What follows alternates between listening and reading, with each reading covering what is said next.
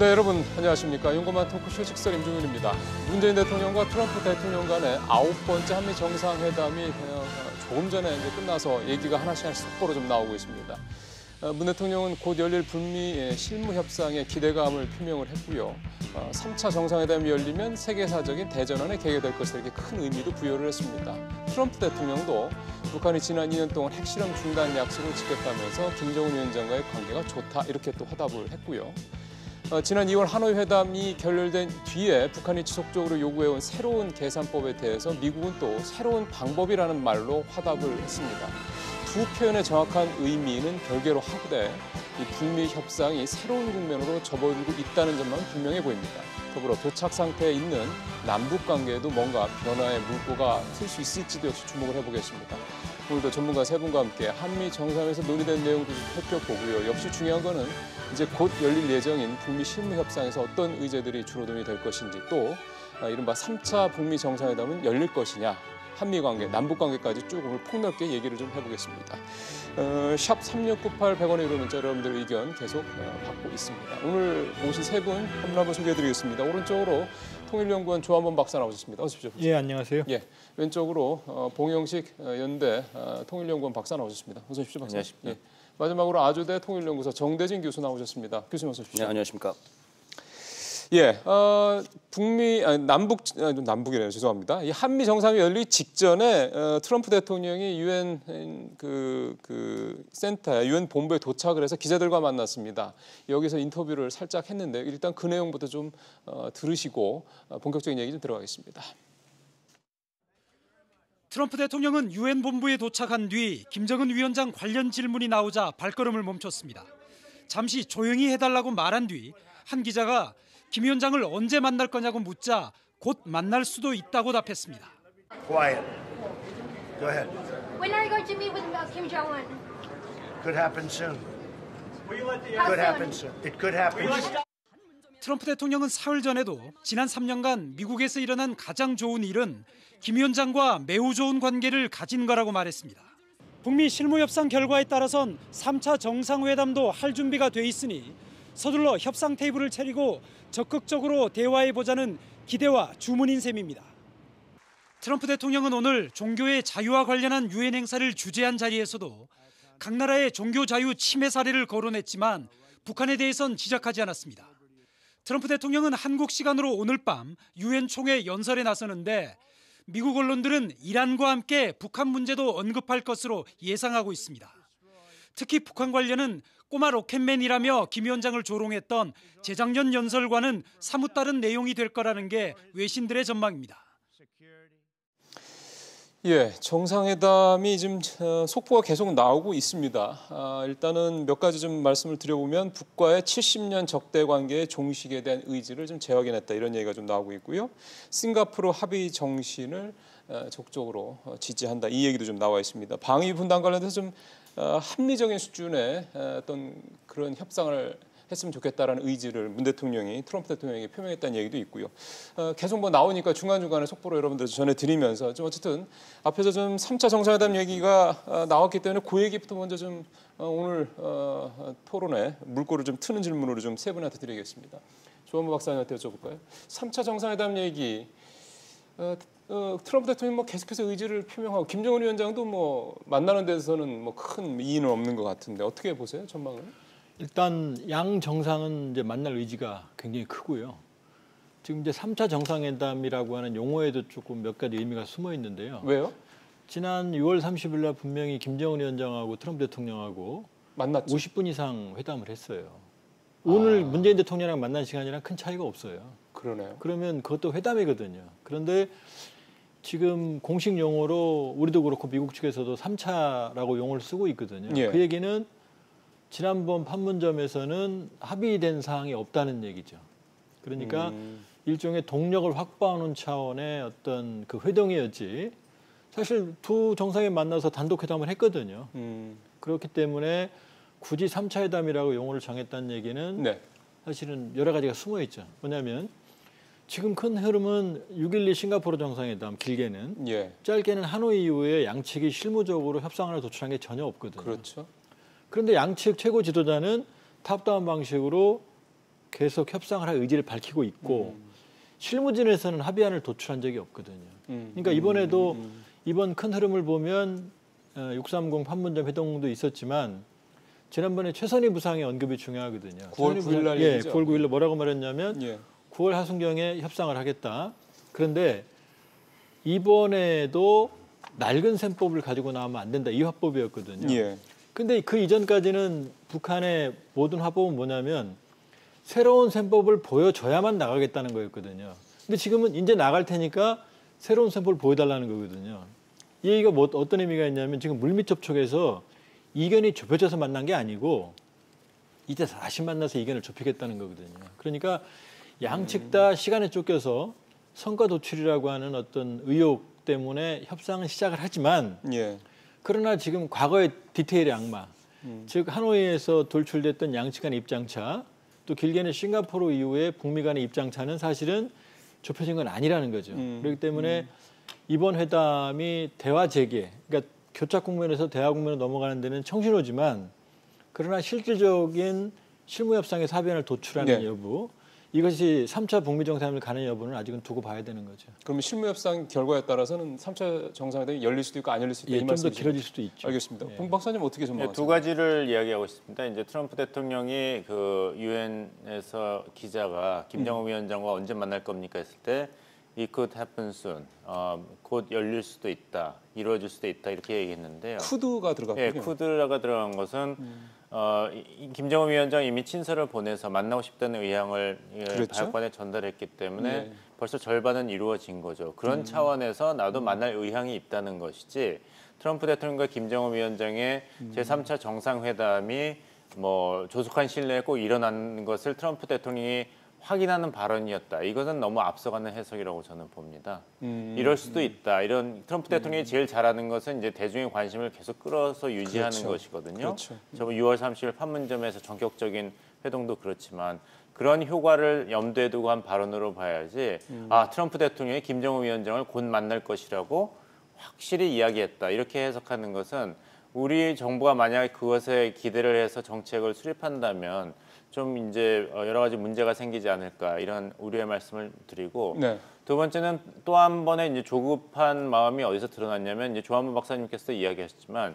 저도 오늘 아침에 이제 문재인 대통령께서 정상회담 전에 모두 발언에서 트럼프 대통령과 김정은 위원장이 6월 30일에 판문점에 회동한 것은 세계사적인 장면이었다. 그렇게 얘기를 했대요. 예, 곧 3자 세 번째 북미 정상회담이 일어난다면 더욱더 역사에 큰 획을 긋는 사건이 될 것이다. 이렇게 치하의 말씀을 하셨잖아요. 그러면서 세계사적 대전환이다. 예. 그러면서 제 생각으로는 이게 네 번째 만남인데 왜 세 번이라 그러셨을까? 그래서 이제 미국 정부에서는 판문점 회동을 정식 미국과 북한 정상 간의 회담으로 인정을 안 한 거거든요. 조 박사님 말씀하신 대로 그 어떤 굉장히 중요한 합의가 있었던 것도 아니고. 글쎄. 근데 그 판문점 회동을 두고 문재인 대통령은 그때 이것으로서 판문점에서 트럼프 대통령과 김정은 위원장을 만남으로써 미국과 북한은 사실상 한국전쟁 이후로 적대 관계가 청산된 선언으로 봐야 된다. 이런 발언을 했거든요.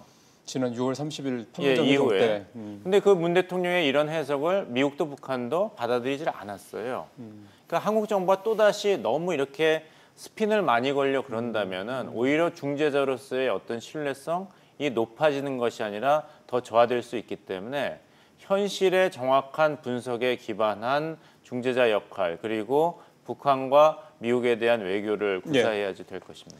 예, 알겠습니다. 정 박사님께서는 3차 정상회담에 대해서는 어떻게 두 분은 어쨌든 좀 이렇게 확실하게 이렇게 열릴 거다라는 부분에서는 조금 미온적인 입장을 얘기를 하셔서 우리 정 박사님은 어떻게 보시는 듯이네요? 뭐 좀 비슷한데요. 사실은 기대와 현실의 차이가 좀 있는 것이죠. 예. 기대하기에는 북미 실무 협상도 9월 말에 빨리 열리고 그 결과 바탕으로 해서 연내 북미 정상회담 3차 열리고 하면 좋겠는데 그 아까 모두에도 말씀드렸긴 했지만 6월 30일 판문점 회동 자체를 가지고 이게 회동이냐 4차 예. 북미 회담이냐 얘기가 나올 때 한 열흘 정도 있다가 미국 국무부에서 정리를 했어요. 한 7월 9일쯤 돼가지고 이게 회담이 아니라 그냥 만남이었다라고 정리를 했거든요. 그러니까 미국 입장에서 봤을 때는 실무 협상 없이 이렇게 정상 간의 그 직접談判, 예. 만남으로 가는 것은 미국 입장에서 지금 좀 꺼리고 있는 것이죠. 근데 북한은 실무 협상 건너뛰고 지도자들 간의 직접 담판으로 가려고 하는 것인데 탑다운 방식으로. 그렇죠. 이제 그렇게 가려고 하는 것인데 이게 지금 아직은 판이 다 조성되지 않고 만나기가 조금 힘든 상황. 네. 거기서 지금 문재인 대통령 계속 좀 흥정을 붙이고 있는 상황. 그 정도라고 예. 보입니다. 알겠습니다. 세 분 말씀이 다 비슷합니다. 근데 하나만 더 예, 예. 지금 어떤 게 있냐면 두 지도자가 둘 다 시간에 쫓기거든요. 아 참, 그 여쭤보려고 했는데 시간이 쫓긴다라는 게 무슨 의미입니까? 왜냐하면 김정은 위원장은 올 4월에 시정연설을 통해서 올 연말까지로 협상 시한을 정했어요. 예. 그럼 연말이 지나면 선거가 도출이 안 되면 노선을 바꿔야 되는 거거든요. 논리적으로라면. 그러면 계산법은 내년 2월이면은 미국 대선이 본격화하고 4월이면 한국의 총선이 있고 7월이면 도쿄올림픽이 있거든요. 그럼 요거 다 사실은 북한 입장에서는 흔들 수 있는 계기라고 생각을 하는데 실제로 만일에 도발이나 아니면 위협 카드를 쓴다고 그러면 북한에게 이익이 될 게 거의 없거든요. 그러니까 그렇죠. 연말이라는 시간에 쫓기는 건 김정은 위원장입니다. 첫 번째. 그다음에 두 번째 트럼프 대통령도 지금 점점 어려운 국면으로 가고 있거든요. 지금 국내 언론은 일부 보도가 되고 있지만 우크라이나 스탠들. 그게 뭐냐면은 뭐예요? 지금 대선에 지금 미국의 민주당의 유력한 후보가 바이든이거든요. 예. 근데 바이든의 예. 아들이 과거에 우크라이나 에너지 회사에 취업을 했고 거기 모종의 문제가 있어서 우크라이나 검찰이 수사를 하니까 바이든이 영향력을 행사해서 우크라이나 검사를 해임을 했다. 이게 이제 트럼프 대통령 측의 주장입니다. 근데 이 문제에 대해서 트럼프 대통령이 우크라이나 대통령과 통화를 하면서 7월에 예. 녹취록이 다 남거든요, 미국은. 그러면 거기에 이 문제에 대해서 조사해달라.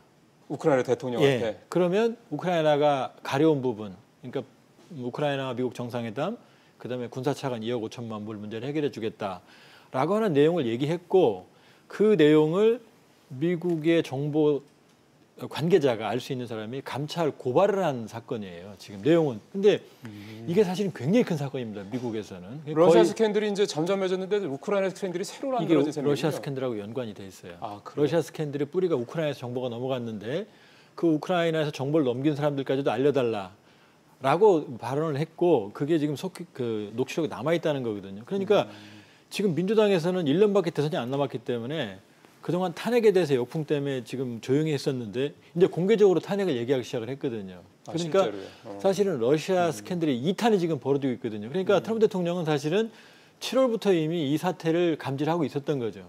그러니까 이 북한 문제로 국면을 전환시킬 시급성이 더 있었던 것 같고 제 추론입니다만은 그렇기 때문에 양 정상은 반드시 연말 전에 만나고 싶은 생각이 강해요. 그러니까 물론 이제 실무적인 협상을 통해서 내실 있는 성과를 도출한 정상회담도 하나의 시나리오지만 사실은 싱가포르 회담과 유사하게 조금 더 진전은 됐지만 구체성이 떨어지는 양측이 합의안을 가지고 양 정상이 정상회담할 개연성도 배제할 수 없는 거죠. 그러니까 정상회담이 열릴 가능성도 상당히 있는 거죠. 그러네요. 알겠습니다.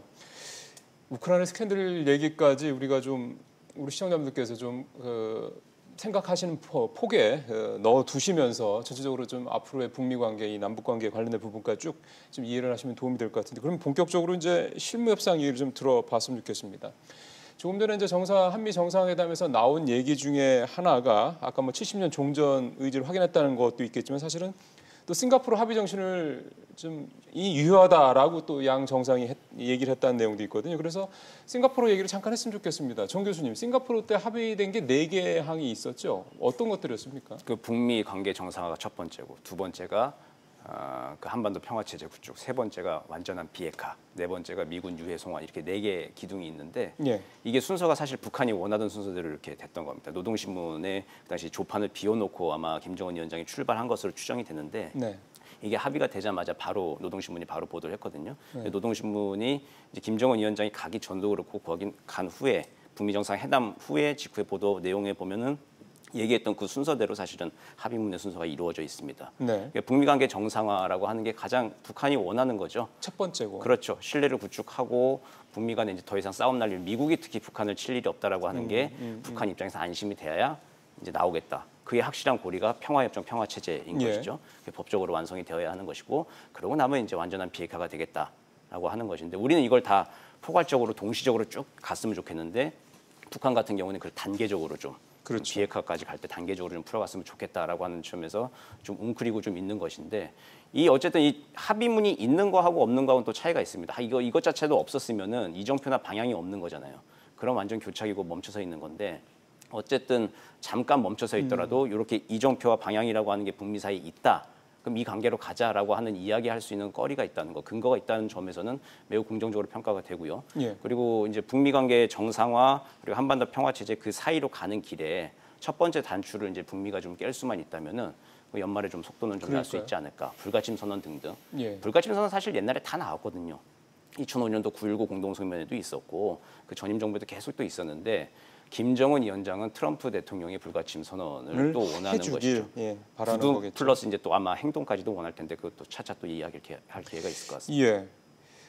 북미 관계 정상화, 평화 체제 보장, 완전한 비핵화. 근데 사실은 미국 쪽에서 원하는 거는 순서가 3번, 1번으로 와야 되는 거죠. 완전한 비핵화가 전제돼야지 말씀 여기서 좀 우리 정 교수님 얘기한 평화 체제 보장이라든가 북미 관계 정상화 이 순서가 미국 쪽에서는 바라는 거고 결국 북한이 바라는 시각과 미국이 바라는 시각이 분명히 큰 차이가 있는 건 분명한 것 같습니다. 그게 지금까지 신무 협상이 큰 진전을 내지 못한 이유라고 또 봐야 되겠고요. 트럼프 대통령은 이야기를 잘 들어보면 이제 기대 수준 조절을 잘 하고 있거든요. 뭐냐면 내가 아니었으면은 한반도에서 전쟁이 일어났을 것이다. 그 얘기도 하대요. 그 얘기를 네. 하고 또 적어도 북한이 미국을 핵 공격을 할 능력을 개발하는 걸 멈추지 않았냐. 그 시계를 멈추고 있다. 몇 년 동안. 예. 그것도 큰 성과고 난 김정은 위원장과 좋은 관계를 유지하고 있기 때문에 이런 것을 다 굉장히 그 큰 성과로 인정을 해야 된다 이런 식으로 얘기를 하고 있죠. 거기서 뭔가 추가적인 조치가 나온다면은 그것을 또 굉장한 공적으로 이제 내세울 수가 있는 것인데 좀 아까 이제 모두 발언에 이제 한미 정상회담이 들어가기 전에 트럼프 대통령이 이야기한 것 중에 두 가지가 좀 주목이 되었습니다. 하나는 뭐냐면은 미국의 대통령으로서 이런 표현을 썼습니다. 미국의 대통령으로서 그런 표현을 썼고 두 번째는 기자가 이제 북한이 단거리 미사일 장사정포 실험을 많이 했는데 이것이 제재 위반 아니냐, 결의안 위반 아니냐 했을 때 이것은 작은 일이고 어떤 나라든지 다 하는 일이다 이렇게 얘기했거든요. 그 의미를 축소한 거죠, 그렇죠. 예. 그렇다면 문제가 뭐냐면은 그 북한의 핵 미사일 위협을 트럼프 대통령이 어떻게 바라보느냐가 잘 나타났다고 봅니다. 그 짧은 발언에. 뭐냐면은 미국 대통령의 입장에서 보는 것이죠. 그렇다면은 미국은 아직 화성 15호 실험을 했습니다마는 미국 본토에 핵 미사일 공격을 할 능력이 완전히 갖춰지지는 않았거든요. 핵탄두의 경량화, 소형화, 그다음에 열을 견디는 기술이 개발되는지 아직 모르니까. 그러니까 미국은 아직 안전한 거예요. 그러니까 트럼프 대통령이 이전에 얘기했듯이 북한이 추가 핵실험, 추가 장거리 미사일 실험만 안 한다면 우리는 행복하다. 그런데 한국과 일본, 미국의 아시아 동맹국은 이미 북한의 핵무기 공격 사정권 안에 있거든요. 그렇죠. 그러면 북한 비핵화에 대해서 미국이 보는 입장하고 한국, 일본이 보는 입장이 틀린데 그렇죠. 미국 대통령으로서는 생각하겠다는 입장을 얘기했거든요. 그러니까 미국만 안전하다면 한국과 일본이 북한 핵 위협에서 어떻게 있을 것이냐에 대해서 이것은 계속 2차적인 관심사라는 것을 드러낸 것이죠. 그렇군요. 그러면은 그 부분에 있어서 봤을 때는 이번에 뭔가 그 비핵화 관련돼서 이번에 북한과 비핵화에 관련돼서 실무 협상에서 어떤 미국이 트럼프 대통령이 이야기해서 딜을 한다 그러더라도 그 딜이 한국과 일본이 북한의 핵 미사일 위협에서 더 안전해지는 방향으로 가지 않을 확률이 높기 때문에 결국에 미국과 북한만 좋은 그런 합의가 나올 가능성 이것을 우리가 염두에 둬야 될 것입니다. 예. 그리고 트럼프 대통령이 그 존 볼튼 보좌관을 해임하면서 한 얘기가 뭐냐면은 후임자가 누구냐 했더니 뭐 그렇게 중요하지 않다. 어쨌든 모든 결정은 내가 한다. 이렇게 얘기했지 않습니까? 특히 존 볼튼 보좌관과 달리 신임 오브라이언 보좌관은 변호사 출신이기 때문에 또 충성심을 강조하는 트럼프 대통령과 케미스트리가 맞기 때문에 트럼프 대통령이 결심만 한다면은 의외의 북한과 미국과의 그런 비핵화 타협안이 나올 수가 있거든요. 그렇다면 과연 그 상황에서 한국이 북한의 핵 미사일 위협으로서 안전해질 것이냐? 거기에는 그 개런티는 없습니다. 보장은 그래요. 없습니다. 좀 그동안에 좀 듣지 못했던 새로운 접근 그 해석을 좀 말씀하셔서 이 부분에 대해서는 나중에 이제 비핵화에 대해서 어느 정도까지 어떤 게 이제 말씀하신 대로 북미 간에만 관계가 되는 거고 사실 일본이나 한국이나 우리하고는 그러니까 별로 관계 잘못하면은 없는- 그들만의 잔치가 글쎄요. 됩니다. 그 부분에 북한과 대해서는 미국만의 좀 더 구체적으로 좀 잔치가 여쭤보겠습니다. 조 박사님. 예. 이렇게 된다 그러면은 이게 일종의 새로운 방법, 트럼프 대통령이 했던 뭔가 새로운 방법의 의미 중에 하나로 뭐 봉 박사님 말씀 들어봤을 때는 좀 이해가 될 수도 있겠다는 생각이 그런데 이제 들었어요. 그게 아까 뭐 it could happen to처럼요. 그 트럼프 대통령이 정확히 a new method라고 그랬거든요. 그러면 우리식으로는 새로운 방법인데 예. 북한으로 해석하기엔 이게 새로운 셈법이 될 수 있거든요. 아 그럼 새로운 북한의 그 계산법과 예, 새로운 예. 방법이라는 게 그러니까 결국 같은 얘기다. 동일한 용어를 제가 보기엔 트럼프 대통령이 써준 거거든요. 근데 현재로서는 이게 립서비스 수준을 넘지 못합니다. 그건 왜 그러냐면 아까 우리 정 교수님이 얘기했지만은 싱가포르에 4가지 합의 사항이 있는데 유해 송환은 차원이 다른 거니까 빼고 예, 예. 자, 첫 번째가 관계 정상화입니다. 네. 두 번째가 평화 구축이고 세 번째가 비핵화. 이건 정확하게 북한이 원했던 순서예요. 그러니까 비핵화를 가장 뒤에 놓고 싶었던 거죠. 예. 근데 하노이에서 북한의 전략적인 실수는 뭐냐면 비핵화에 따른 대북 제재가 너무나 아프니까 예.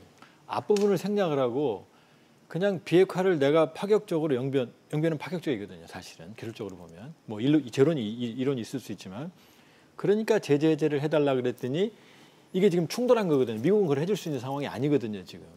그래서 이게 충돌하니까 그 뒤로 하노이 결렬 후에 북한 입장을 바꿨어요. 더 이상 제재 해제에 매달리지 않겠다. 그러니까 원래로 돌아간 거죠. 전략적인 실수를 깨닫고. 그러니까 관계 정상화 쪽으로 돌렸는데 지금 문제는 이 관계 정상화 카드가 또 복잡하다는 거죠. 뭐냐면 이제 관계 정상화는 정치적 상황 조치거든요.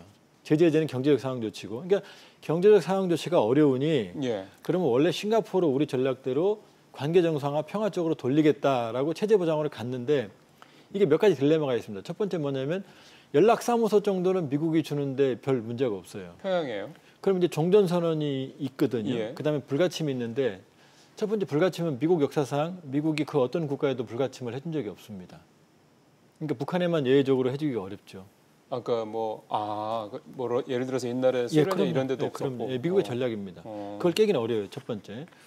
두 번째는 종전선언은 해줄 수 있지 않겠느냐. 이게 또 복잡한 게 미국이 인도태평양 전략을 구사하면서 사실은 주한미군은 북한보다는 중국과 대륙 세력을 견제하는 세력이라는 건 지금 거의 상식이거든요. 근데 지금 유엔사에서 주한미군, 그러니까 한미연합사로 전시작전권이 넘어온 게 78년입니다. 예.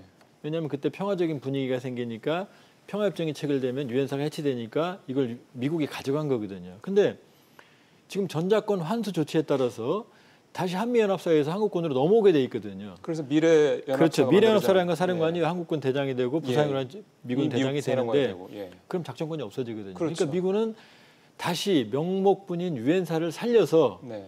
이 유사시에 국제전력을 비하하는 상황에서는 한국군과 주한미군의 통제권을 확보하는 전략인데 여기서 종전선을 해줘버리면은 유엔사가 해체되거든요. 아 종전선이 되면은 이제 그 한국 전쟁 자체가 이제 아예 이제 역사적으로 그럼요. 사라지는 물론 거니까 이견은 있지만 유엔 필요가 없겠군요. 상당수의 국제법학자들은 자동적으로 해체가 된다는 게 주류거든요. 그러면 불가침도 어렵고 종전선언도 생각보다 어려워지는 거죠. 그러네요. 예. 그러니까 이렇게 되면 지금 사실 아까 뭐 오브라이언 변수도 있지만 사실은 트럼프 대통령을 빼놓고는 사실은 오브라이언이든 폼페이오든 모두 사실은 볼턴 쪽에 가까운 비핵화 협상의 노선을 견지하고 있거든요. 이게 미국의 여론이거든요. 그러니까 사실 이번에 양측 최고 지도자가 지금 협상할 의지는 있지만 그러나 실질적으로 북한도 역시 마찬가지죠. 영변을 해서 플러스 알파를 내놓기는 쉬운 입장이 아니고 미국도 여기에 상황 조치를 줄 게 지금 마땅치 않은 상황이거든요. 그러니까 지금 겉으로는 양측의 최고 지도자 의지가 상당히 강하게 표출이 되고 있지만 예. 좀 더 실무 수준으로 내려가 보면 여전히 디테일의 악마가 지금 머리를 들고 있는 거죠. 그게 지금 딜레마인 겁니다. 그러네요. 실무 협상에서도 만만한 부분들이 좀 아니다라는 생각이 드는데 사실은 싱가포르를 회담을 전후로 해서는 이제 말씀하신 대로 북한에서 이제 이번에 뭐 그 북한 그 미국 국장이죠 외무성 미국 국장이 했던 대로 제도 완전에 대한 부분을 좀 전략적으로 밀다가 안 되고 난 다음에 이제 제재 해제 쪽으로 또 갔다가 다시 이제 이번에 그 제도 완전이라는 얘기를 꺼내면서 다시 이제 북한의 전략이 말씀하신 대로 이제 체제 보장 쪽으로 간 게 아니냐라는 얘기는 좀 나오고 있긴 합니다. 그렇다면은 이것도 역시 또 하나의 일종의 협상 전략 정도라고 봐야 되는 건가요? 그 2월 28일 날 하노이에서 노딜로 끝난 다음에 예. 그날 밤에 리용호 외무상이 긴급 기자회견을 그랬죠. 하죠. 그 끝에 말미 이제 뭐랄까 약간 무시무시한 얘기라고 해야 될까요? 이제 그런 얘기를 하는데 원래 우리 안전담보 문제, 뭐 정치 군사적인 문제를 얘기하려고 했는데 그러면 미국이 부담스러울까봐 제재 완화 얘기만 했는데 그것도 못 들어주느냐 이제 그런 이야기를 마지막에 했어요. 그렇게 이야기를 하고 그때부터 이제 축이 옮기기 시작하는 거죠. 그래서 4월달에 그 북러 정상회담, 6월에 북중 정상회담 통해서 북한이 이제 중국과 러시아 입을 통해서 자신들의 안전보장 얘기를 국제사회의 화두로 던졌죠. 비핵화에 연동될 수 있는 안전보장 얘기를 던졌고 이제는 미국한테도 그 안전보장 요구를 좀 하는 것입니다. 근데 이게 제재 완화 문제가 뒷전으로 가 있느냐 그렇지는 않을 거고요. 안전보장 문제 얘기하면서 이게 플러스로 같이 가는 것이죠. 제재 완화라고. 그러니까 병행이라 이거죠. 그렇죠. 병행해서 북한 입장에서는 그걸 최대한 받아내려고 하는 것이고 네. 그런데 이거 하는 김에 안전보장이라고 하는 것 특히 이제 뭐 어려울 것으로 좀 보이지만 불가침선이나 종전선언 평화협정에 관련 로드맵도 비핵화 로드맵과 같이 좀 깔았으면 좋겠다라고 하는 게 북한의 생각일 건데 예. 근데 이제 그거 순서 맞추는 게 이게 단번에 하루 이틀 만나서 되는 문제가 아닌 거죠 사실은. 비핵화 로드맵 하나 하고 제재 완화와 안전보장의 로드맵을 이게 하나하나 단추를 서로 맞춰봐야 되는 건데 그 맞추는 거를 실무자들이 앉아가지고 결단할 수 있는 문제는 아니거든요. 여러 옵션 시나리오가 있는 거를 양 지도자들한테 수십 번 보고를 하고 또 수정받고 또 실무 협상하고 이제 그래야 되는 것인데 그 대화 자체를 여는 게 사실은 북미 회담이 굉장히 힘든 거죠. 지금 여야가 합의 못해서 국회 문 여는 것만큼이면 그 이상으로 힘든 일이거든요, 사실은. 그래서 만약에 북미 실무 협상이 열렸을 때 장소를 보면은 이게 청신호일지 아닐지 조금 가늠을 해볼 수 있지 않을까라는 생각을 저는 해봅니다. 네. 뭐냐면 뭐 뉴욕이나 제네바가 빈처럼 평양에서 먼 곳에서 한다라고 했을 때는 아직 좀 갈 길이 멀다고 좀 보여져요. 왜냐하면 북한 측의 대표 김명길 대사가 됐던 누가 됐던 간에 과연 그 북한 측의 대표가 미국의 비건 대표만큼 재량권을 가진 대표이겠느냐라는 생각을 우린 좀 합리적으로 좀 의심을 좀 해볼 수 의문을 가질 수 있죠. 어쨌든 김정은 위원장의 직접 실시간 보고와 결재가 좀 있어야 될 건데 뉴욕과 제네바 비는 조금 멀죠. 시차도 좀 있고. 그래서 만약 실무회담 장소가 북미가 좀 판문점이나 평양으로 합의를 했다라고 한다면은 북의 의지도 좀 있고 그리고 북미 간의 물밑 조율에서 많은 부분이 이루어졌다 그렇게 좀 볼 수 있는 것이고 네. 그래서 좀 기대하기로는 좀 가까운 곳에서 좀 실무 협상이 좀 빨리 조속히 열려서 3차 정상회담까지도 빨리 가고 했으면 좋겠습니다. 예. 저는 그 실무 협상이 열리긴 하겠지만 이것이 순항을 할 거다, 속도를 가지고 진행될 것이다 이렇게 기대는 하지 않습니다. 어떤 면 때문이세요? 이제 정 교수님께서 잘 지적하셨는데 북한 측 수석 대표가 누굽니까? 지금 비건이잖아요. 아니요. 미국은 그렇죠. 근데 비건은 이제 이쪽은 김명길이고. 예, 승진까지 했습니다. 더 높아졌어요. 특사에서 이제 부장관까지 공부가 됐는데 오히려 북한은 낮아졌어요. 뭐냐 김명길 순회 대사가 수석 대표라고 본인 스스로가 자꾸 얘기를 하고 있거든요. 뭐, 예. 이것은 삿바 싸움이에요. 처음에. 그렇게 최 교수님께서 죄송합니다. 정 교수님께서 말씀하신 대로 김명길 대사를 자꾸 앞으로 내세운다는 거는 최선희 이용호까지 가려면 단계가 아직 많이 남아 있거든요. 그럼 거기서 이루어질 수 있는 얘기의 수준도 그만큼 낮다는 얘기네요. 예전에 김혁철 대사가 앞에 나왔을 때 성과 없이 끝났죠. 영변 플러스 알파 얘기를 미건이 많이 했지만 그런 식으로 다시 첫 협상의 단추를 북한이 끼운 전략이라면 이 북한이 어떤 실질적인 결과를 도출해내겠다는 의지보다도 우리가 원하는 것을 어떻게 해서 최대한 확보하겠다는 그런 마음이 훨씬 더 강하게 반영된 그런 포진이라고 보입니다. 그렇다면은 미국이 바라는 대로 북한이 영변 플러스 알파라든지 어떤 가시적인 비핵화 조치의 속도를 가지고 협상을 할 확률은 아직 멀지 않았나 이렇게 생각합니다. 근데 사실 어제도 저희가 이 프로그램에서 또 세 분의 외교안보 전문가들과 얘기 나눌 때 이제 김명길에 대해서 얘기가 좀 됐어요. 그래서 어제 나오셨던 전 우리 그 차관님도 그런 얘기를 하셨고 김명길이 그동안에 비핵화 관련돼서는 북한에 어떻게 보면은 실무작업에서는 가장 전문가이기 때문에 오히려 좀 더 디테일한 아까 우리 조 박사님도 얘기했을 때 디테일의 악마 측면에서 봤을 때는 조금 더 유연하게 조금 더 뭔가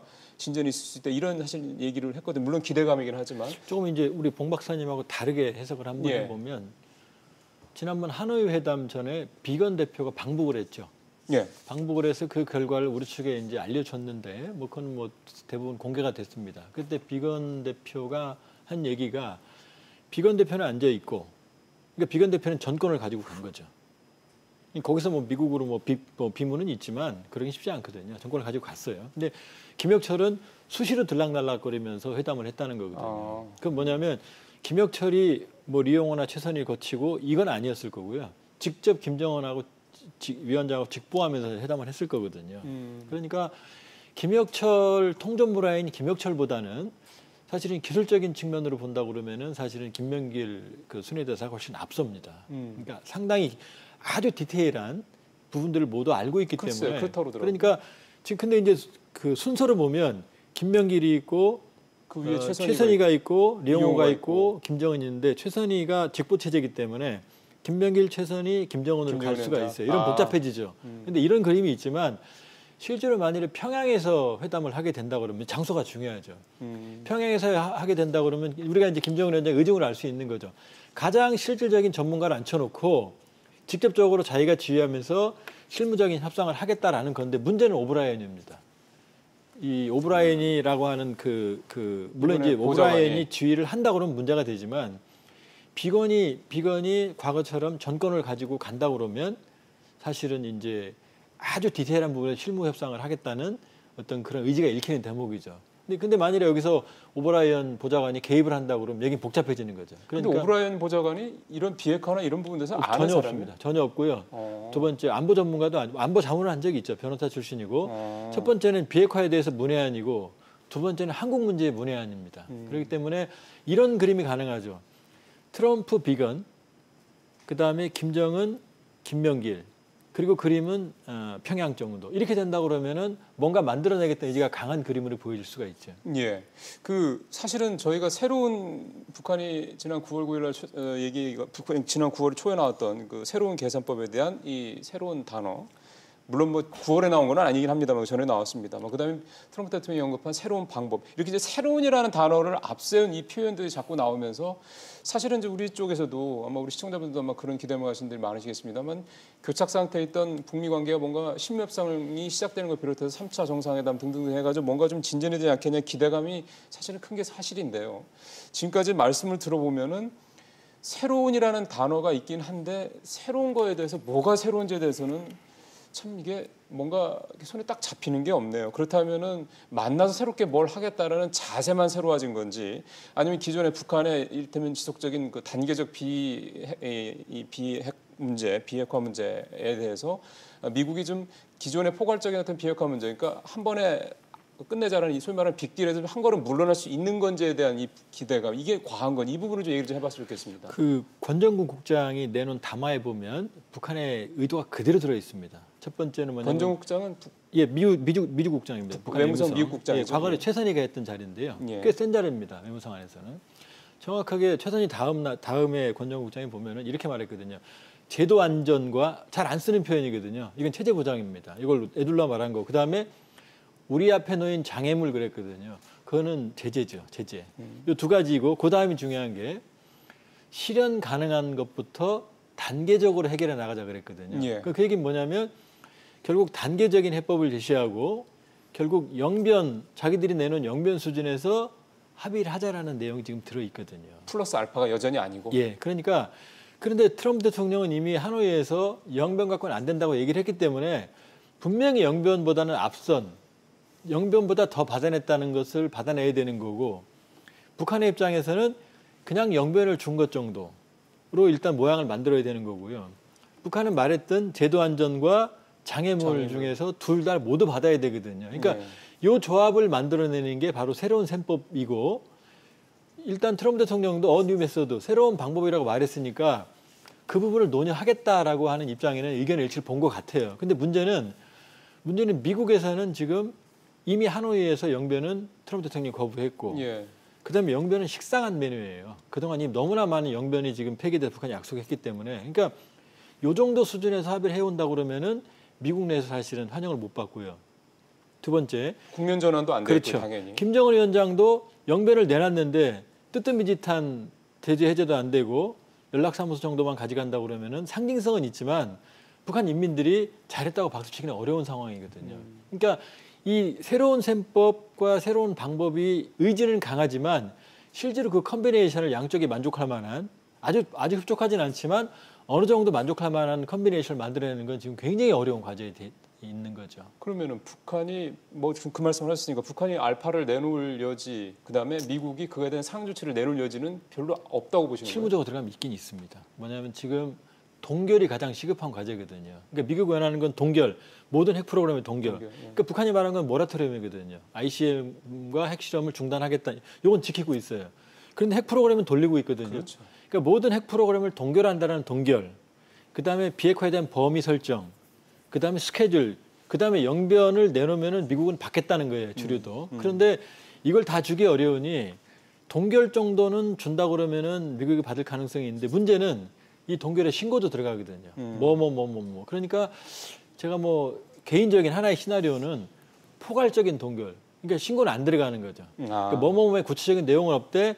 다만 모든 핵 프로그램을 중단한다는 동결을 선언하면 북한은 구체성을 주지 않았다는 명분이 있고 트럼프 대통령은 그동안 누가 하지 못했던 그러니까 완성 단계에 북한 핵 프로그램을 동결했다는 걸 성과로 내세울 수는 있거든요. 여기에다가 영변의 그 검증하에 해체 폐기에 들어간다고 그러면은 성과로 내세울 수 있는 여지가 없는 건 아니거든요. 트럼프 입장에서. 그러니까 양측이 조율할 가능성은 남아 있습니다. 예. 그래서 이제 이 얘기를 이제 우리 좀 조 박사님 시작을 하셨기 때문에 이거에 대해서는 우리 봉 박사님이나 정 교수님도 생각이 또 다르실 수 있을 것 같아서 그 말씀 좀 들어보겠습니다. 봉 박사님은 그러면은 어떻게 생각하세요? 뭐 영변이 식상했다 하도 많이 제시를 해서 저도 동의합니다만은 그렇다고 영변의 가치가 완전히 사라진 거는 아니라고 봅니다. 문제는 영변의 값이 하노이에서는 맞지 않았던 것이죠.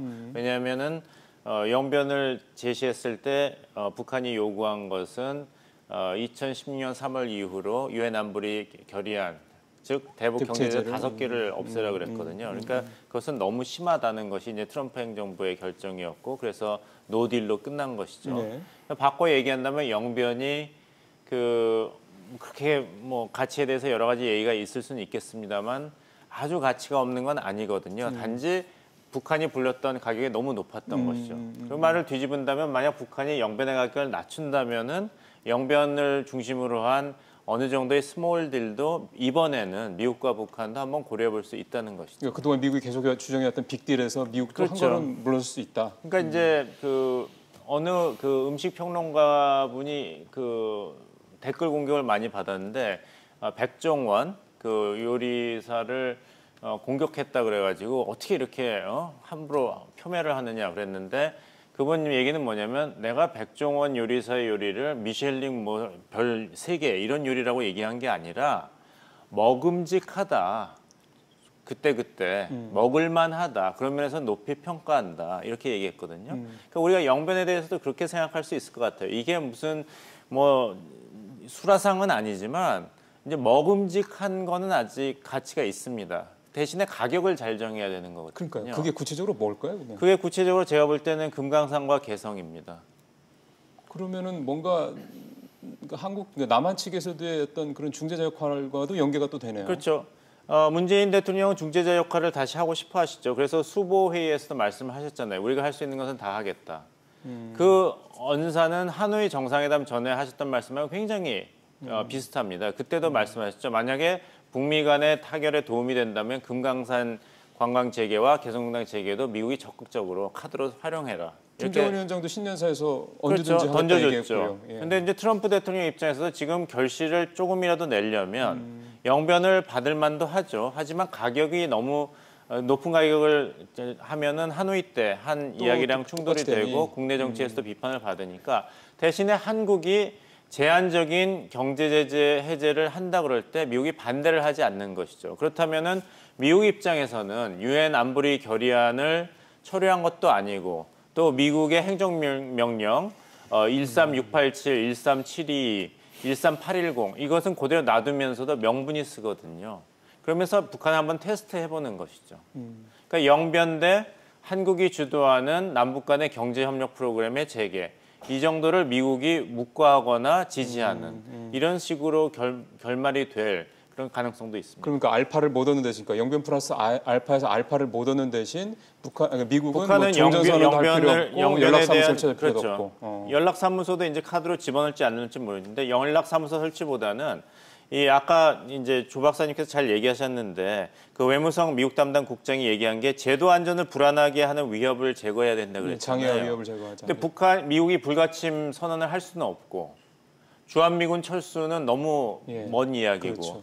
그렇다면 트럼프 대통령한테 북한이 끄집어낼 수 있는 거는 트럼프 대통령이 이미 나는 너무 싫어한다고 얘기한 완전 돈 낭비라고 얘기한 한미 간의 연합훈련을 완전히 중단한다는 선언 정도를 얹혀준다면 영변에다가 금강산 개성 연합훈련 중단 이렇게 한다면은 모양이 만들어질 가능성도 있습니다. 근데 이제 여기서요. 저도 영변이 식상한 건 미국 국민들 얘기지 실제로 지금 단계에서는 영변의 폐기를 받아내는 게 가장 중요합니다. 왜냐하면 영변에 들어가서 뚜껑을 열어보면 북한이 다른 데에 핵 프로그램을 숨겼다 하더라도 거의 95% 이상의 전모가 드러나거든요. 그리고 영변을 끊어내면 뉴클리어 서클이 하나 끊어지는 거거든요. 그렇죠. 그러니까 영변을 받아내는 게 중요하고 그러면 저도 봉 박사님하고 거의 유사한 얘기인데 이런 겁니다. 지금 트럼프 대통령이 다시 영변을 합의를 하면 미국에서 비난이 많죠. 그러니까 지금 영변의 폐기를 받되 여기에 대해서 미국은 정치적 상황 조치를 하는 겁니다. 그런데 불가침이나 종전선언이 어려우면 연락사무소는 줘야죠. 상징적으로. 연락사무소. 그다음에 종전선언을 우회하는 방법 중에 하나가 평화선언입니다. 그러니까 종전선언은 우회하되 유엔사 문제, 복잡한 문제 때문에 평화선언이라는 형식으로 그 불가침과 종전선언을 우회하는 평화선언 정도를 하고 이게 미국이 정치적 상황 조치를 하고 한국은 경제적 상황 조치를 하는 거죠. 그러니까 제재 해제는 우리가 해주는 거죠. 쉽게 말하면. 금강산, 개성, 오이사 정도. 그러면 김정은 위원장 입장에서 이미 하노이에서 내놓은 영변 정도 가지고 이 정도를 받아냈다 그러면 성과를 제시할 수 있거든요.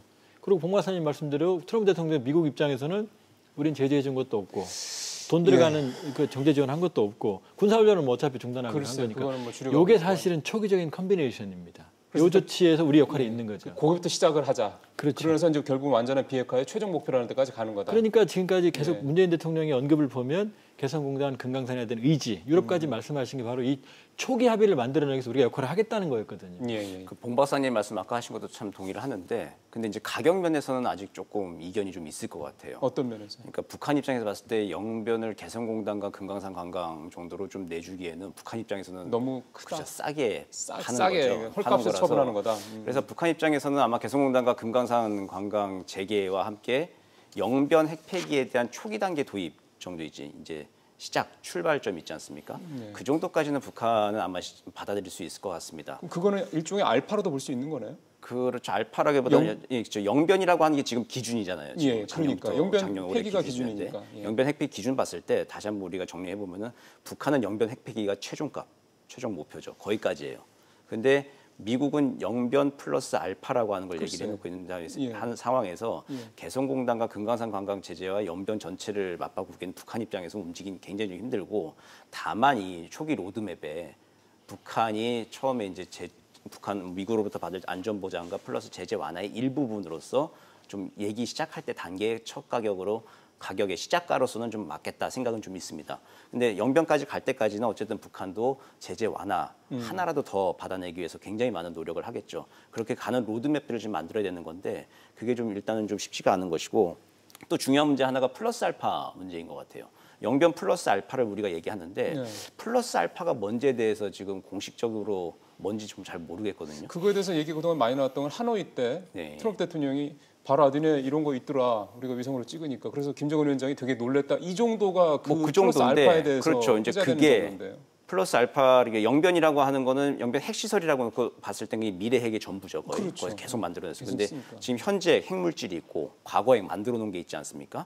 근데 플러스 알파라고 하는 게 그 현재 핵물질을 동결하는 것뿐만 아니라 폐기라 얘기하는 건지 아니면 과거 핵 모든 핵무기를 다 전폐하는 걸 얘기하는 건지 그래서 뭐 어느 지역 범위를 얘기하는 건지가 지금 명확하지가 않거든요. 그게 북한 입장에서는 굉장히 궁금한 것이죠. 그러면은 어느 정도 뭔가 비핵화 관련돼서 어떤 로드맵 또 그 로드맵 관련해서 비핵화라는 게 뭔지에 대해서 북한과 미국 간의 이견을 어느 정도로 좀 좁히는 것도 사실 이번 실무협상에서 중요한 포인트 중에 하나가 될 수가 있겠고요. 그러면 이제 그때부터는 일괄타결이 됩니다. 왜냐하면 지금 동결, 비핵화 정의, 스케줄, 그다음에 영변 폐기하면 이게 사실 볼턴 방식이에요. 근데 볼턴은 영변에서 과거에까지 일부 받고 싶었던 거고 그러니까 볼턴도 리비아 방식 완전히 폐기하고 보상한다 그건 아니었어요.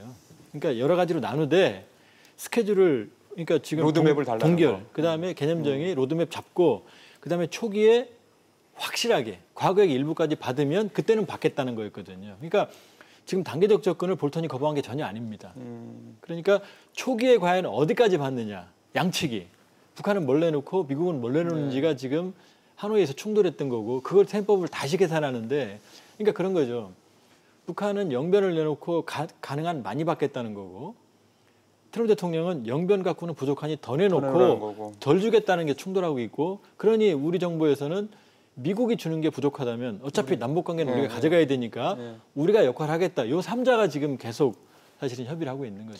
그러게요. 그렇게 된다면 어쨌든 뭐 그동안에 북한 측에서 그러니까 하노이 이후에 북한이 굉장히 우리를 이제 너네가 뭔 중재자 역할 뭐 이렇게 하자면 굳이 얘기하자면 중재자 역할을 하는 게 뭐가 있느냐 너네랑 우리 얘기 안 한다 이런 식의 나왔던 부분에서 뭔가 다시 어떻게 보면 이제 이 3자 간의 관계에서 우리의 중재자 역할이 조금 더 뭔가 이렇게 좀 역할을 끌어올릴 수도 있지 않을까 이런 기대감 살짝 드네요. 네, 그렇지만 좀 제가 오늘 참 말씀하시는 분들의 기대를 꺾는 발언을 해서 송구스럽습니다. 뭐 판단을 얘기하는 건데. 예. 근데 또 송구스러운 말씀을 또 드려야 될 게 그게 그렇게 간단하지는 않을 것 같은 게 이 국내 정치 변수가 있죠. 조국 장관입니다. 왜요, 그게? 조국 장관 스캔들이 어떻게 나갈지 모르는데 만약에 조국 장관에 대한 이제 검찰 조사가 끝까지 간다면 이제 문재인 정부로서는 굉장히 큰 타격을 입는 건 자명하죠. 그 뭐 이를테면 조국 장관이 뭐 내려온다 뭐 이런 예, 전제에서. 그렇죠. 그렇다면은 이제 박근혜 정부 말기와 비슷한 식물 정부가 될 확률이 높지 않습니까? 그렇다면 어느 쪽으로 대북 정책 기조를 가져갈지는 이제 오리무중이 되는 거죠. 그런 국내 정치 위기를 극복하기 위해서 더 강하게 대북 정책을 남북 경제 협력이라든지 밀어붙일 수 화해 있다. 프로그램을 밀고 나갈 것인가? 예. 아니면은 그런 추동력을 아예 잃어버렸기 때문에 중재할 의지도 역할도 국민적인 지지도 받지 못하는 그런 상태가 될 것인가? 이것이 또 이제 변수로 작용할 수 있는 근데 것이죠. 총선이 바로 내년이라요, 아마. 근데 그 부분은 조금 더 그 정치회가 나와서 저도 뭐 국내 정치 전문가는 아닙니다만 짧게만 하시죠. 짧게 하겠습니다. 우리가 오늘 이 왜냐하면 주제가 아니기 때문에. 박근혜 정부 때는 대북 정책에 대한 구심점이 약한 정부였어요. 근데 이 정부는 사실은 대북 정책, 민족 문제에 대한 그 브레인부터 시작해서 구심점이 굉장히 강하거든요. 그러니까 국내 정책 상황에 영향은 받겠지만 그러나 표류하는 단계로 가지는 않을 거다. 예. 그렇게 알겠습니다. 봐야겠죠. 혹시 뭐 정 교수님도 형평성 차원에서 혹시 한 말씀 하시겠습니까? 뭐별 드릴 말씀 없고. 알겠습니다.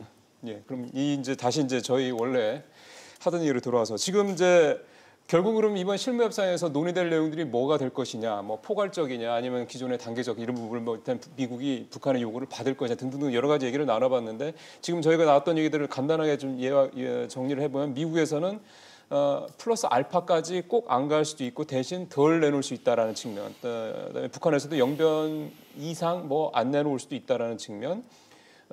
그다음에 평양에 연락사무소를 미국이 설치할 수 있을 정도, 뭐 그 정도는 큰 비용이라든가 의미가 있는 그 부담스러운 게 아니니까. 그다음 대신 이제 한국의 역할이 조금 더 커질 수 있다. 금강산관광이나 개성공단 재개가 이제 그쪽에 하나의 옵션으로 들어갈 수 있다. 이런 얘기들을 쭉 나눠봤습니다. 이제 시간이 그렇게 많지는 않아서 결국 이제 이런 모든 문제들의 백그라운드에는 어떻게 보면은 그러니까. 우리나라가 중재자 역할, 소위 말하는 촉진자 역할을 잘 할 수 있으려고 하더라도 결국 이 백그라운드에는 어떻게 보면 이제 한미 간의 굳건한 동맹 문제가 또 사실은 도사리고 있다는 생각이 좀 듭니다. 그래서 그 부분에 대한 얘기를 좀 오늘 마무리로 세 분 얘기를 좀 들었으면 좋겠습니다. 우리 정 교수님부터 좀 시작을 해보죠. 사실은 지소미아 종료 이후에 한미 간의 동맹에 상당히 균열이 발생했다는 그런 뭐 언론 보도도 많았고 걱정을 하는 목소리 굉장히 많습니다. 대통령도 가기 전 또 가서도 모두 발언에서 듣고 이 한미 간에 굉장히 굳건한 동맹 얘기를 여러 번 반복했고 심지어는 뭐 LNG 가스도 사겠다, 뭐 추가로 더 도입 이런 얘기까지 좀 나오는 상황이니까 그만큼 의식을 한다라고 볼 수가 있는 건데 어떻게 보세요? 이 한미 동맹은 이번 정상회담도 그렇죠. 그렇고 한미 동맹은 파트너 미국이 있는 문제잖아요. 그러니까 한국과 미국이 이제 서로 의견을 맞춰야 되는 건데 한미 동맹에 대한 서로의 필요 수준과 목표가 근본적으로 좀 차이는 좀 있죠. 출발부터. 그러니까 우리는 한미동맹이라고 하는 게 북한에 대한 견제가 제 1차적인 필요고 목표인데 미국 같은 경우에는 과거는 이제 소련 봉쇄, 지금은 이제 중국 봉쇄에 이제 선봉장이 되어야 되는 게 이제 한국의 역할이고 한미동맹의 중요한 이제 기능이라고 생각을 하는 것이죠. 그런데 지금 그 기능을 한국은 일본만큼은 좀 못해주고 있다는 게 이제 미국 조야에서는 좀 섭섭하게 생각하는 점들이죠. 그게 지소미아 이후입니까? 이전에도 이전에도 그랬다는- 그랬고요. 그러니까 아, 그래요? 인도 태평양 전략 같은 경우에 일본은 자기가 행동대장 하겠다고 하는 거 아닙니까? 근데 우리는 좀 생각해보자 하다가 우리 할까 말까 지금 그러고 있는 단계이죠. 그러니까 미국 입장에서 봤을 때는 좀 섭섭하다 이제 그렇게 얘기할 수 있는 것이고. 근데 이제 중국을 봉쇄하는데 한미 동맹을 이용해야 된다라고 하는 게 이제 미국의 동맹 가치론의 기본 생각하는 것이 예. 접근법인데 중요한 게 또 트럼프 대통령 변수예요. 트럼프 대통령은 생각이 좀 다르죠. 가끔씩은 동맹이 더 나쁘다 해가지고 한미 동맹도 필요 없다는 식의 생각까지도 좀 있는 거죠. 중국하고는 직접 싸우면 되는 거지 또 한미 동맹이 무슨 뭐 필요가 소용이겠느냐. 있느냐. 그게 그러니까 연합훈련에 돈 들여가면서. 돈만 들여가면서 이렇게 하는 게 의미가 뭐가 있느냐. 이제 그런 생각까지 가지고 있는데 그 트럼프 대통령의 변수가 지금 통제되지 않는 변수잖아요, 사실은. 참 그러네요. 네, 그래서 그 전과는 과거에는 좀 예측 가능한 기준들이 좀 있었는데 지금은 좀 예측 가능하기 힘들다는 점에서 어느 때보다 이 지정학적인 상황이 굉장히 좀 불투명하고 불확실한 상황이다. 그러면서 그러면은 한미 동맹도 우리가 예전에 생각하던 한미 동맹보다는 분명히 달라질 약간 수 느슨해지고 있고요. 있다라는 건 분명하다. 그리고 굉장히 역설적인 결과들이 좀 나올 수 있어요. 지금 보면 미국이란 무엇인가라는 질문들을 우리 사회 내부에서 하고 있잖아요. 북한이 미사일을 쏴도 가만히 있고 러시아가 독도 영공을 침범했는데 좀 뜨미지근하게 나오고 미국이란 도대체 무엇인가 그러고 있죠. 일본과의 우리 관계에서도 역시 마찬가지로. 그렇죠. 이렇게 됐을 때 그래서 우리는 지금 뭐 지소미아 종료 등등 해서 자주국방 우리의 안전보장 문제 우리가 또 한다라는 식으로 또 나가는데 그렇게 됐을 때 과거에 뭐 독자 핵무장 같은 것들은 보수 우익의 전유물이었는데 오히려 이 상황이 계속 또 심각해지게 되면 오히려 진보 정권이라고 하는 데서 총선과 대선 맞물려서 독자 핵무장 얘기 여론도 나오지 말라는 법이 지금 없는 상황까지도 펼쳐질 수 있는 겁니다. 자, 예, 근데 조 박사님 먼저 지금 하시겠어요? 지소미아 건은요. 지금 뭐 저도 우려는 했습니다만 걱정을 크게 안 하셔도 되는 게 지금 미국의 인도 태평양 전략은 미국 서부 태평양 서부에서 인도 서부까지의 쉽게 말하면 중국에 대한 포위 전략이에요. 그러니까 아시아 회귀 전략의 확대판입니다. 그럼 아시아 회귀 전략은 유럽 소련의 붕괴, 중동의 중요성 감소로 인해서 여기 때는 해군력을 아시아로 재배치하는 거거든요. 근데 이게 문제가 생겼어요. 두 가지. 첫 번째, 중동에 있는 해군력을 뺄 수가 없어요. 이란 때문에. 첫 번째.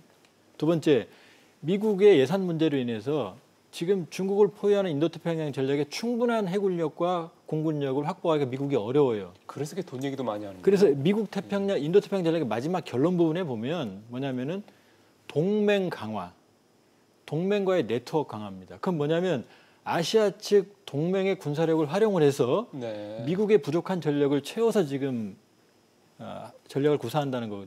여기에 한국이 빠지면 이게 작동을 안 해요. 그러니까 지금 지소미아 파기에 대해서 화내는 건 일본이 아니고 미국이에요. 그러니까 이걸로 한미동맹이 흔들리고 그러니 결국은 미국이 한국을 패싱할 거다. 그렇게 서운한 감정은 가지겠지만 다시 이걸 복구하려는 관성이 큽니다. 그러니까 한국의 섭섭한 건 왜 미국의 전략을 초기부터 흔드냐라는 거죠. 그러나 우리의 관계는 다르죠. 중국과의 관계도 있고. 그러니까 관계도 있고, 예. 지소미아로 인해서 한미 관계가 흔들린다. 그건 인도태평양 전략, 미국의 대전략이 바뀌기 전까지는 흔들리지 않습니다. 그러니까 지소미아 문제가 복잡한 한국의 미래 외교안보 전략이기 때문에 예. 복합적인 대전략 구사 속에서 고려하는 건 맞지만 이번에 파기로 인해서 한미동맹이 뭐 근본적으로 흔들린다. 그건 기우죠. 알겠습니다. 이제 한미동맹 관련해서 또 우리 조 박사님의 생각은 이렇다는 말씀 들었고요. 이제 마지막으로 우리 봉 박사님 말씀까지 듣고 이제 오늘 마무리해야 되겠습니다. 오늘 뭐 트럼프 대통령 얘기가 나왔으니까 마무리 발언에 돈 얘기를 해야겠죠. 사실 방위비 분담금 협정이라는 말이 틀린 말입니다. 주한미군 주둔 비용에 우리 정부가 기여하는 거기 때문에 나토랑은 이제 셈법이 다르죠. 근데 트럼프 대통령은 나토랑 한미동맹을 같은 맥락에서 자꾸 그렇게 보고 얘기를 하죠. 청구서를 예. 내고 예. 있는데 예. 그렇다면 결국에 가서는 한국과 미국 양측이 SMA를 통해서라도 이 근본적으로 방위비 분담금 협정 이것을 어떻게 다시 재정립할 것인가. 그래야지 이제 액수도 정해지는 것이거든요. 그 셈법을 계산법을 달리해야 된다. 계산법과 구조를 바꿔야 되는 것이죠. 정말 미군이 주둔하는데 우리가 어느 정도 도와준다. 한국인과 한국 기업이 주한미군과 관련된 사업을 하는 것을 우리가 부담한다는 것에서 과연 재정립을 할 것인지 아니면 그 공식을 그대로 유지할 것인지 이것이 액수를 정하는 것보다도 훨씬 더 시급한 숙제가 아닌가 생각합니다. 근데 이제 오늘부터 시작됐다고 하잖아요. 그렇죠. SMA, 그러니까 한미 방위비 분담금 협상이 좀 시작했다고 하는데 이번에 혹시 그런 거에 대한 지금 말씀하신 계산법이나 구조에 대한 어떤 뭐 개선 이런 식에 대한 얘기가 혹시 있습니까? 이제 이 정부도 이제 입장을 정해야죠. 그래서 이것이 이제 외교부 국방부에만 국한된 것이 아니라 기재부도 이제 참여하게 됐지 않습니까? 글쎄요, 그래서 수석 대표님. 복합적인 예. 차원에서 논의를 하겠다, 그리고 주장을 하겠다는 것이기 때문에 과연 주한미군 주둔 비용까지도 우리가 된다면은 과연 이것이 미군이냐 그러니까요. 그렇죠. 이런 것까지도 우리 정부는 이제 계산에 넣어야 될 것입니다. 예, 그거에 대해서는 전에 조 박사님이 그 방위분담금 말씀 얘기가 나왔을 때 그렇게 되면 이제 이를테면 이제 그게 이제 소위 말하는 50억 달러, 6조 원 얘기였는데 그때 조 박사님이 그거를 이제 그럼 미군이 용병이지, 용병이지. 예, 그렇게 표현을 하시면서 되게 짧게 말씀드리면요, 예. 더 낼 부분이 그렇게 많지 않아요. 지금 우리가 1조 300억 예, 조금 더 내잖아요. 50에서 70% 내고 있거든요. 네. 그러니까 1조만 더 내면은 다 내는 겁니다. 월급 빼고. 알겠습니다. 혹시 정 교수님 한 10초 정도 드리면 더 혹시 인건비 문제죠, 말 그대로. 인건비 들어가는 거 계산 방식에 대해서 다르다고 하는 건 양 정상이 좀 가이드라인을 정하면 인건비 빼자라고 하는 걸 꼭 정해야 될 필요가 있겠다 싶습니다. 매년 또 5년씩 하다가 매년 또 1년 단위로 또 바꾸기로 했다는 것도 사실 어떻게 보면 구조가 바뀌긴 한 건데요. 이번에 한번 오늘부터 시작했다니까 또 오늘 한미 정상회담에서 대통령이 합리적인 수준에서 어떤 그런 협상을 했으면 좋겠다는 얘기도 하셨다고 하니 한번 결과를 한번 지켜보죠. 네, 아마 시작이 이제 시작됐으면 또 그렇게 금방 끝날 문제는 아니니까요. 오늘 한미 정상회담, 그다음에 북미 실무 협상과 북미 3차 정상회담 얘기까지, 그다음에 이제 한미 간의 동맹 문제까지 오늘 쭉 세 분과 얘기 나눠봤습니다. 조한범 박사님, 봉 박사님, 정대진 교수님 말씀 잘 들었습니다. 고맙습니다.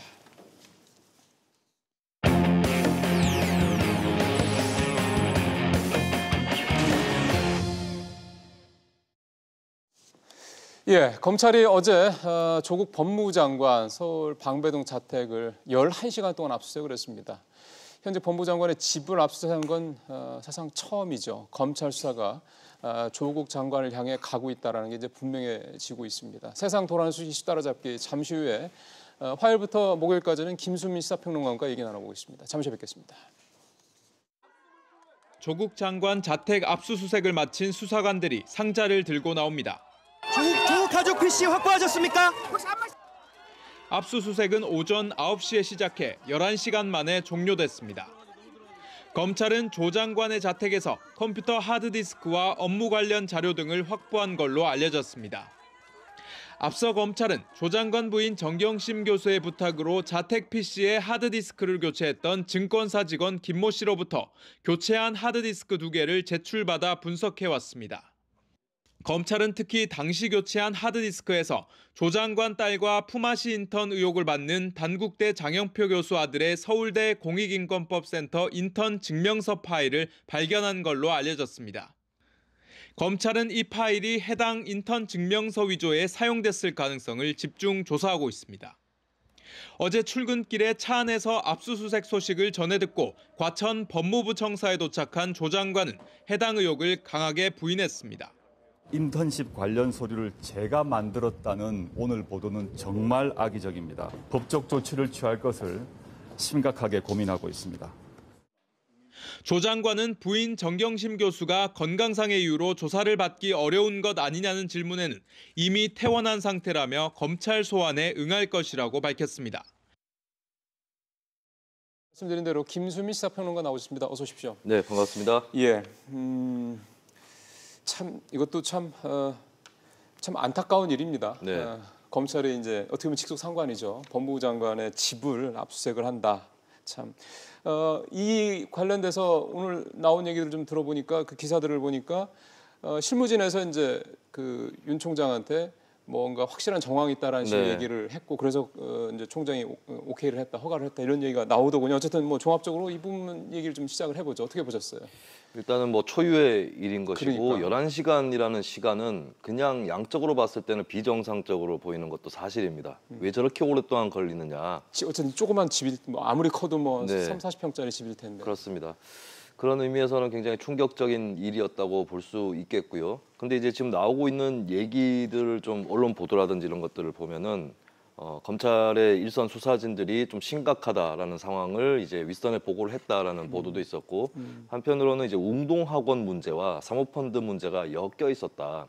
웅동학원에서 비자금을 조성한 것이 사모펀드 자금으로 들어갔다라고 하는 이런 검찰에서의 인식을 갖고 있다는 보도도 나오고 있습니다. 그 조국 장관 가족이 네. 사모펀드에 투자했다고 하는 그 10억 그 돈들이 결국 거기서 나온 거다. 네, 뭐 그런 얘기도 나오고 있는데 그래요. 이것은 물론 검증이 필요한 부분이기 그럼요. 때문에 예. 근데 이제 중요한 것은 검찰이 직속 상관에 해당하는 법무부 장관을 11시간 동안 수색했다고 했을 때 검찰이 분명한 자신감이 없으면 이런 행위를 않겠죠. 하기가 쉽지 않고요. 그리고 이제 만약에 이렇게까지 했는데도 어떤 혐의점이라든지 위법 사실이 나오지 않는다면 검찰은 위기에 처하게 될 것은 분명한 사실입니다. 그래서 지금 현재 양측이 거의 벼랑 끝까지 와서 예. 누가 떨어지느냐 이 싸움을 지금 하고 있는 셈이 되는 것이죠. 글쎄요. 조국 장관의 그 서초동 자택이 멀티면 40~50평 정도 된다고 쳤을 때 11시간이다. 그러면 정말 장파 밑에까지 떠들어보고 천장 안에 위에까지 보고 네. 젓가락 수까지 다 셌을 정도로 굉장히 아주 세밀하게 봤다는 얘기인데 역으로 보면은 아까 말씀하신 그 부담이 될 수 있다는 부분이 결국은 그렇게까지 샅샅이 뒤졌는데도 그야말로 나오는 게 없다고 그러면 정말 그런 얘기를 할 법하네요. 그렇습니다. 사실 11시간 동안 무슨 일이 있었느냐, 어디를 뒤졌느냐는 여러 가지 가능성이 열려 있기 때문에 그러니까. 일설에는 이제 압색을 하는 과정에서 또 추가로 뭐가 발견이 돼서 그 일정을 변경하고 하면서 시간이 더 걸렸다는 그런 보도도 있었습니다만 11시간이 걸린 배경은 조금 더 두고 봐야 될 것 같아요. 예. 네, 그걸 그거는- 검찰에서 바로 이래가지고 11시간이 예. 걸렸습니다라고 얘기할 수는 없기 때문에 또 그건 사실은 또 역으로 보면은 대여섯 시간 했는데 별로 나오는 게 없으니까 시간을 더 네. 달라고 했을 수도 또 있는 거잖아요. 해석은 어쨌든 여러 가지로 나올 수 있는 것 여러 같습니다. 경우가 있습니다. 예. 네. 조 장관이 아까 저 기자 리포트에도 있었습니다만 그 악의적 보도의 법적 대응 검토 그러게요. 이거는 어떻게 좀 해석을 하셨어요? 일단은 이제 공익인권법센터에서 자녀들에 대한 인턴 증명서를 허위로 발급했다라는 그런 의혹과 혐의가 있는데 여기에 대해서 당시 센터장이었던 한인섭 서울대 법대 교수가 얼마 전 소환이 됐습니다. 그랬죠. 그리고 나는 발급한 적이 없다라고 얘기를 했거든요. 거기에 대해서 이제 그렇다면 한인섭 센터장, 당시 센터장이 발급한 것이 아니라면 누가 만들었다는 것이냐, 이런 얘기가 또 나오는 것이고 그러면서 집에서 확보했었던 하드디스크에 발급과 관련된 그런 자료가 있더라, 이런 얘기가 나오면서 그렇다면 혹시 셀프 발급한 거 아니냐, 그러니까요. 이런 얘기가 나오는 것인데 이제 여기에 대해서는 절대 아니고 그런 악의적 보도에 대해서는 허용할 수 없다. 용납할 수 없다라는 조국 장관 입장이 나온 것이죠. 동양대 표창장처럼 그렇게 했을 거라는 식의 일종의 유추인가요?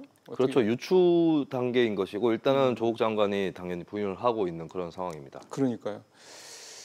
이런 상황에서 대통령도 그렇고 민주당 여기다가 이제 데스노트에 이제 조국 장관을 넣지 않았다라고 한 이제 정의당 이렇게 해서 지지율이 다 동반 하락을 하고 반면에 이제 한국당, 바른미래당, 우리공화당 등 이 소위 말하는 보수 여당은 또 오르고 이렇게 지지율은 나타나고 있네요. 지금도 표에 나옵니다만. 일단 여론조사 기관마다 지지율 조사 결과는 조금씩 다르기 때문에 글쎄. 일도양단할 수는 없겠지만 일단은 대통령 지지율 포함해서 여당 지지도는 조금씩 하락하는 추세에 있습니다. 예. 그리고 아무래도 제1야당이 반사이득을 얻고 있다라고 볼 수가 있겠고요. 네. 반대했던 바른미래당 마찬가지로 지금 도표에서는 상승하는 그런 추세로 나오고 있는데 이게 잘 보면 예전에 처음에 이 조국 정국이라고 표현한다면 조국 정국이 시작될 때는 조국 장관에 대한 호불호와 예. 문재인 정부에 대한 지지 여부가 좀 분리되는 그런 모습을 보였어요. 예. 그래서 대학가에서 촛불 집회를 할 때도 대통령에 대한 퇴진 구호라든가 이런 것들은 주최 측에서 엄금하는 그런 행동을 보이기도 했었고 얼마 전에 있었던 대학가 집회에서도 문재인 대통령한테 촉구하고 요구하는 목소리는 있었지만 반문재인 정도의 그런 목소리를 대학생들이 내지는 않았습니다. 근데 이제 자꾸 이 사태가 흘러가면서 조국 장관에 대한 어떤 불만 여론이라든지 임명을 철회해야 된다는 그런 여론들이 이제 역으로 대통령이나 여당의 지지율을 덫으로 걸어서 끌어내리고 있는 이런 상황으로 가고 있는 것이고 또 정치라는 게 반대급부가 있는 것이기 때문에 그렇죠. 반사 이득이 있고요. 그래서 자유한국당, 바른미래당 지지율이 조금씩 오르고 있는 것 같습니다. 그러게요. 특히 이제 지금 이제 앞서 잠깐 그 설문조사 표 보니까 네. 저는 눈에 띄는 게 그동안의 지지율 면에서는 3당이 이제 정의당이었는데 바른미래당이랑 이번에 바뀌었더군요. 1%포인트 정도가 서로 이제 주고받으면서 그래서 이제 정의당 같은 경우 상당히 좀 곤혹스러운 입장이다라고 그래서 뭐 어제도 뭐 그런 얘기를 했습니다만 뭔가 좀 새로운 어떤 대책을 만들어내려고 애를 쓰고 있는데 이런 상황에서 진중권 교수 이제 진보 쪽의 논객으로 많이 네. 우리가 알고 있습니다만 이 양반이 정의당에 탈당계를 제출했다고 기사가 나와서요. 이게 정의당이 이제 그 데스노트에 넣지 않은 거에 대한 일종의 이제 뭐 어떤 부작용이 이제 이렇게 좀 더 네. 커지고 있다 이렇게 봐야 되겠네요. 그렇습니다. 진중권 교수는 사실 최근 몇 주 동안 이 조국 장관 이슈에 대해서 침묵을 지켜왔습니다.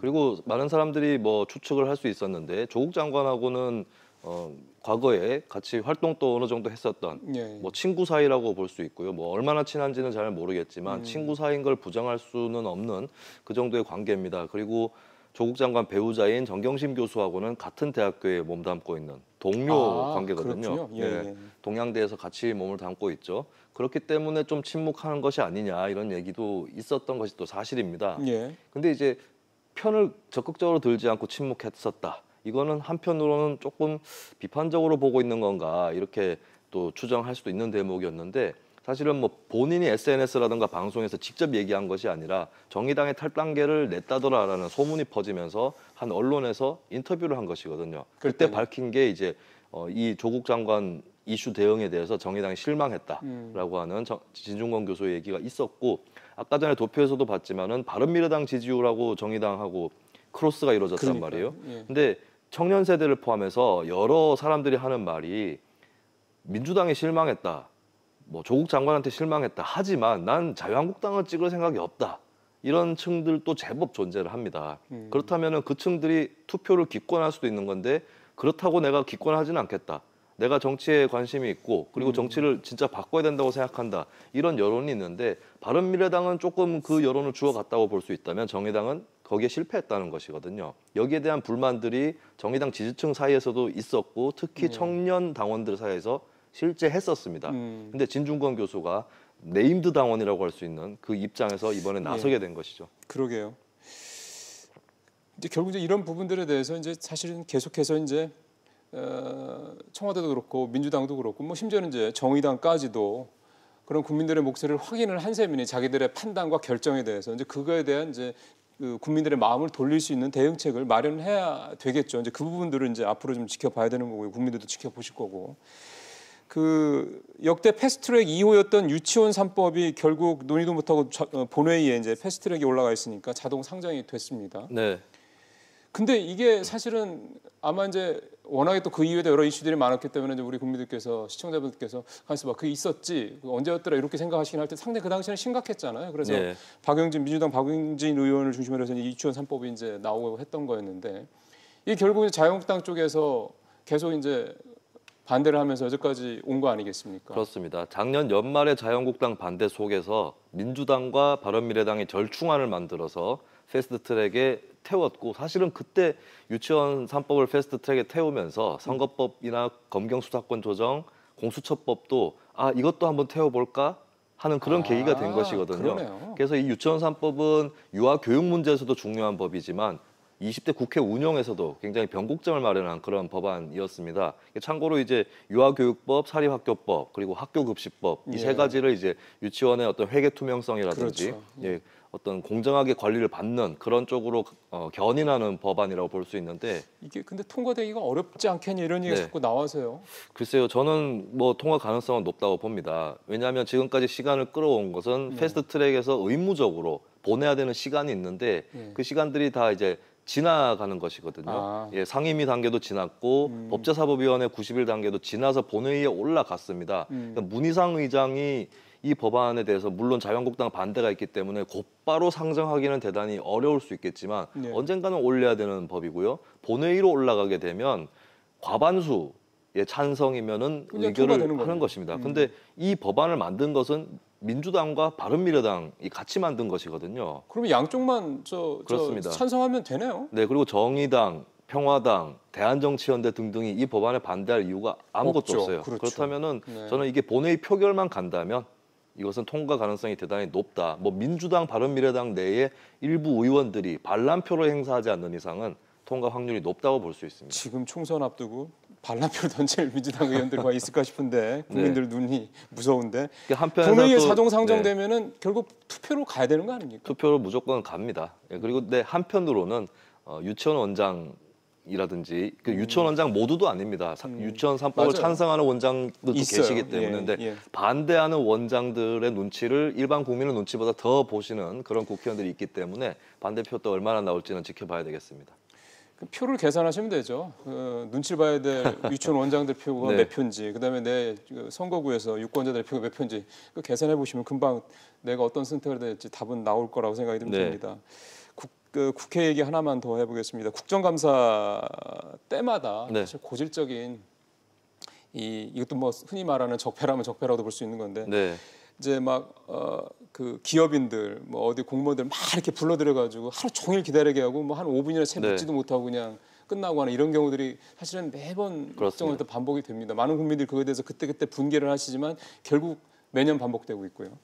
그런데 이번에 좀 제가 오늘 여쭤보고 싶은 거는 공무원 노조하고 국회 보좌진 협의회가 이 국정감사 때마다 자료 제출을 너무 많이 하는 걸 놓고 이제 뭔가 개선안을 마련하려고 만나겠다 이런 기사가 나와서 되게 좀 관심 있게 좀 봤는데 그렇습니다. 뭔가 좀 변화의 조짐이라고 볼 수 있습니까? 네, 국회 보좌관이나 공무원이나 다 노동자거든요. 그렇죠. 국감 때 과로하고 정말 그때 어떻게 좀 쓰러지거나 하면 이게 산재 처리는 제대로 되는지 잘 모르겠습니다. 당연히 이 양자가 만나는 게 맞는 거고요. 이제 논의할 만한 것은 과도한 자료 제출 요구 이거 어떻게 좀 가이드라인을 그을 것이냐 그러니까요. 이 문제가 있고 그다음에 촉박한 기한 문제 또 이제 중복 자료들이 있어요. 근데 중복 자료인지 모르고 일일이 다 만들어서 막 내고 이러거든요. 그러니까 A 의원실에서도 요구하는데 뭐 C 의원실에도 요구하니까 서로 모르는군요. 아예 똑같은 자료면 모르겠는데 그러면 만들어 둔 걸 그냥 주면 되는데 비슷한 내용인데 막 따로 또 부처가 갈리면 따로 이렇게 각자 만들어야 되니까 그래서 이거를 좀 데이터베이스화 해가지고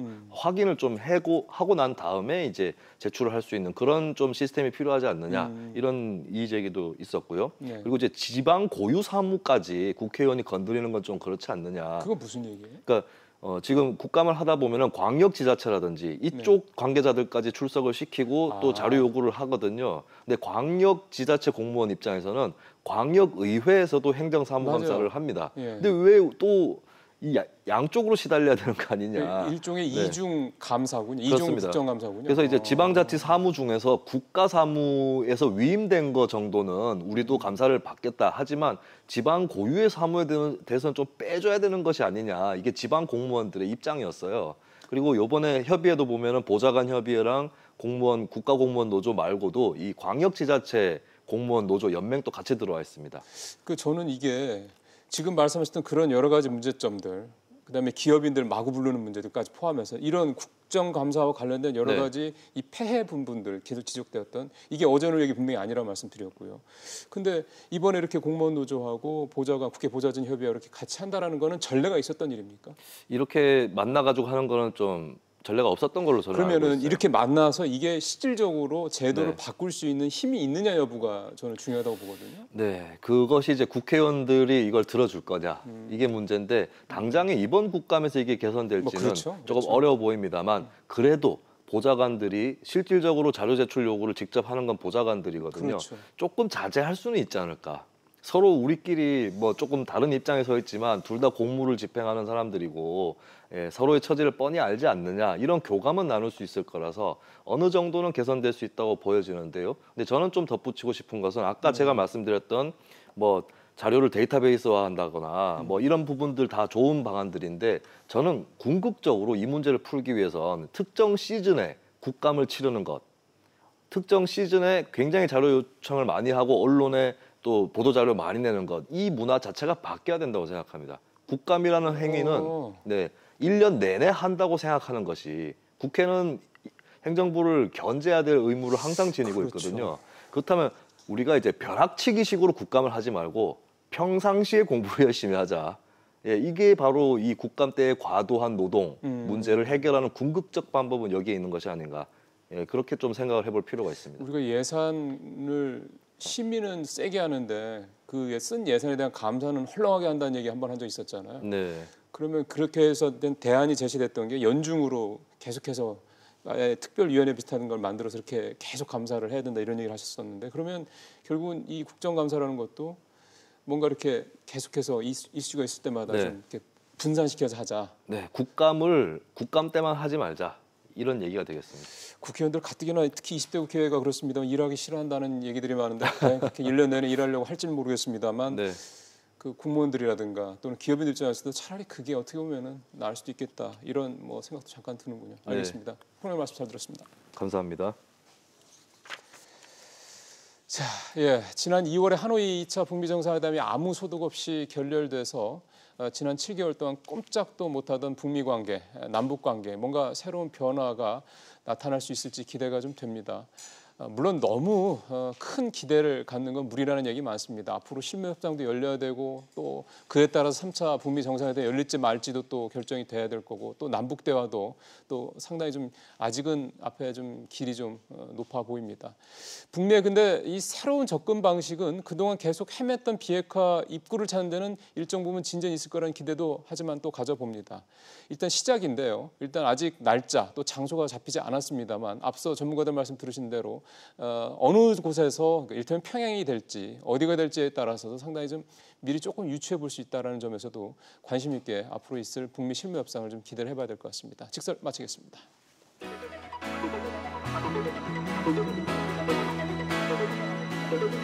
Thank you.